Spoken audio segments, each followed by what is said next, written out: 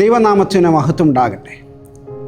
വീണ്ടും ഒരു പെസഹയുടെ ഓർമ്മയിലേക്ക് നമ്മൾ കടന്നു വരികയാണ്. ദൈവസ്നേഹത്തിൻ്റെ വലിയൊരു ആഘോഷമാണ് പെസഹ എന്ന് പറയുന്നത്.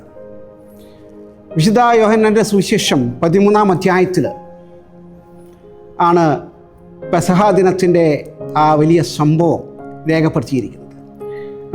അത് വായിക്കുമ്പോൾ വിശുദ്ധ മത്തായി, മർക്കോസ്, ലൂക്കോസിൽ എഴുതപ്പെടാത്ത ദൈവസ്നേഹത്തിൻ്റെ ദൈവ കൃപയുടെ വലിയൊരു മാതൃക കർത്താവ് അവിടെ കാണിച്ചു തന്നിട്ടുണ്ട്. കാല് കഴുകുന്ന വലിയൊരു മാതൃക. അത് ഒരു പക്ഷേ മത്തായിയും മർക്കോസും ലൂക്കോസും എന്തുകൊണ്ട് രേഖപ്പെടുത്തിയില്ല എന്ന് നമുക്കറിയില്ല. എന്നാൽ യോഹന്നാൻ അത് വളരെ മനോഹരമായിട്ട് അവിടെ രേഖപ്പെടുത്തിയിട്ടുണ്ട്. ആ 13-ാം അധ്യായം നമ്മൾ വായിച്ചു തുടങ്ങുമ്പോൾ അതിങ്ങനെയാണ് വായിച്ചു തുടങ്ങുന്നത്. പെസഹ പെരുന്നാളിന് മുൻപേ താൻ ഈ ലോകം വിട്ട് പിതാവിൻ്റെ അടുക്കൽ പോകുവാനുള്ള നാഴിക വന്നു എന്ന് യേശു അറിഞ്ഞിട്ട് ലോകത്തിൽ തനിക്കുള്ളവരെ സ്നേഹിച്ചതുപോലെ അവസാനത്തോളം അവരെ സ്നേഹിച്ചു. അടിവരയിട്ട് നമ്മൾ വായിക്കേണ്ട വാക്കാണ് ദൈവം അവരെ അവസാനത്തോളം സ്നേഹിച്ചു. ആരെയാണ് ഈ കർത്താവ് സ്നേഹിച്ചത് എന്ന് നമ്മൾ നോക്കുമ്പോഴാണ് ആ സ്നേഹത്തിൻ്റെ ആഴം നമുക്ക് മനസ്സിലാക്കുവാനായിട്ട് സാധിക്കുന്നത്.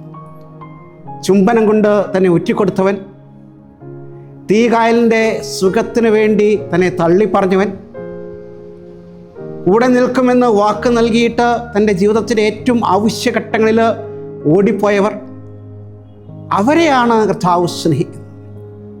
ലോകത്തിൻ്റെ മാതൃക നമ്മൾ നോക്കുമ്പോൾ വിരോധികളെയും തള്ളിപ്പറഞ്ഞവരെയൊക്കെ മാറ്റി നിർത്തുന്നതാണ് ലോകത്തിൻ്റെ മാതൃക.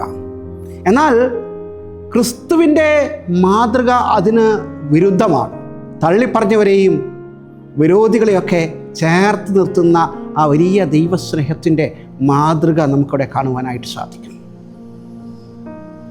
പണ്ട് നമുക്കൊരു പഴഞ്ചൊല്ലുണ്ട് മലയാളത്തിൽ ഇങ്ങനെ, പുകഞ്ഞ കൊള്ളി പുറത്ത് എന്ന്. നമുക്കറിയാം, പണ്ട് നമ്മളുടെ വല്യമ്മച്ചിമാരൊക്കെ അടുപ്പ് കത്തിച്ചിരുന്നു.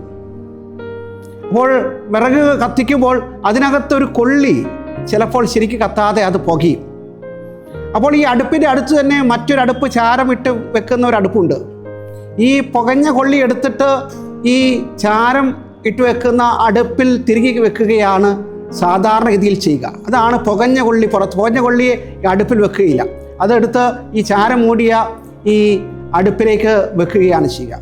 എന്നാൽ ദൈവസ്നേഹത്തിൻ്റെ മാതൃക അതല്ല. പുകഞ്ഞ കൊള്ളി പുറത്ത് എന്നുള്ളതല്ല, പുകഞ്ഞ കൊള്ളി അകത്താണ്. ഈ പുകയുന്ന കൊള്ളി വീണ്ടും നന്നായിട്ട് ഒന്ന് ഊതിയാൽ അത് ആളിക്കത്തും എന്ന് പറഞ്ഞതുപോലെ ദൈവസ്നേഹം അങ്ങനെ നമ്മളെ ചേർത്ത് പിടിക്കുന്നതാണ്. മറ്റു കൊള്ളികളുടെ ഇടയിലേക്ക് അത് തിരികെ വെച്ചിട്ട് ഒന്ന് ആഞ്ഞൂതിയാൽ അത് ആളിക്കത്തതുപോലെ ഇപ്രകാരമുള്ളവരെയൊക്കെ ചേർത്ത് നിർത്തി ആ ദൈവസ്നേഹത്തിൽ പൊതിഞ്ഞ് സൂക്ഷിക്കുന്ന വലിയ ഒരു മാതൃകയാണ് നമുക്കതിൽ കാണുവാനായിട്ട് സാധിക്കുക. ഇവിടെ കർത്താവ് മറ്റൊരു കാര്യം കൂടെ പറയുന്നുണ്ട്. ഇത് ഞാൻ നിങ്ങൾക്ക് വേണ്ടിയിട്ടൊരു ദൃഷ്ടാന്തം കാണിച്ചു വെക്കുന്നു. ഈ കാല് കഴുകുന്ന മാതൃകയെക്കുറിച്ചാണ് ഒരു ദൃഷ്ടാന്തം അവിടെ കാണിച്ചു തരുന്നു എന്നാണ് പറയുന്നത്. നമ്മുടെയൊക്കെ ജീവിതത്തിൽ ഒന്ന് കുനിയുവാനായിട്ടുള്ള ബുദ്ധിമുട്ടാണ് പലപ്പോഴും നമുക്കൊക്കെ പ്രയാസം.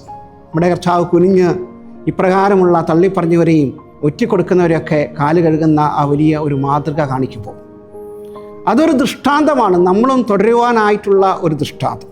അതുപോലെ തിരുവത്താഴ് സ്ഥാപിക്കുമ്പോഴും കർത്താവ് അത് പറയുന്നുണ്ട്.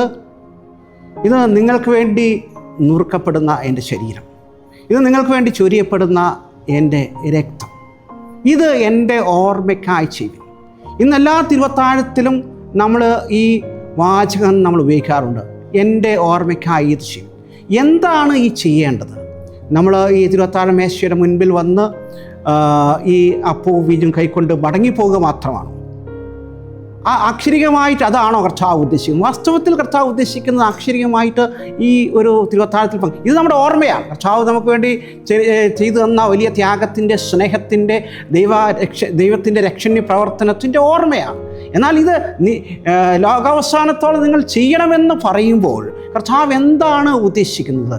നിങ്ങളും ഇതുപോലെ ചെയ്യണം, നിങ്ങളതുപോലെ ചെയ്യണമെന്ന് പറയുമ്പോൾ ഞാൻ എങ്ങനെ നുറുക്കപ്പെട്ടുവോ, ഈ ലോകത്തിന് വേണ്ടി ഞാൻ എങ്ങനെ നുറുക്കപ്പെട്ടുവോ അതുപോലെ നിങ്ങളും നുറുക്കപ്പെടുവാൻ തയ്യാറുള്ളവരാകണം.